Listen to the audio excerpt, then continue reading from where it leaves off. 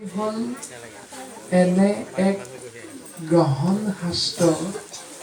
যি শাস্ত্ৰৰ মাধ্যমেৰে জীৱই নিজক আগবঢ়াই আনিব পাৰিলে সেই জীৱৰ প্ৰতি ভগৱন্ত পুৰুষৰ কৃপা বৰ্ষণ হয়। অৰ্থাৎ আমি সমস্তজনাই এটা কথা বুজি পাওঁ যে ভাগৱত হ'ল আমি যিজনাক নিৰ্গুণ নিৰাকাৰ সৰ্বশক্তিমান সমস্ত জীৱৰ গৰাকী কোটি কোটি ব্ৰহ্মাণ্ডৰ অধিকাৰী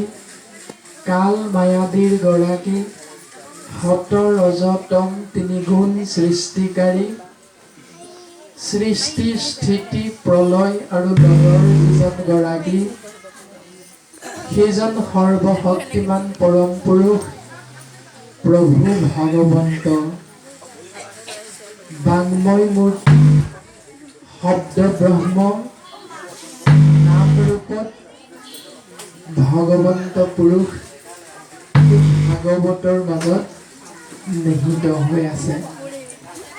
সেইকাৰণে আমি সমস্তজনাই বুজি পাওঁ কম বেছি পৰিমাণে যে ভাগৱতেই হ'ল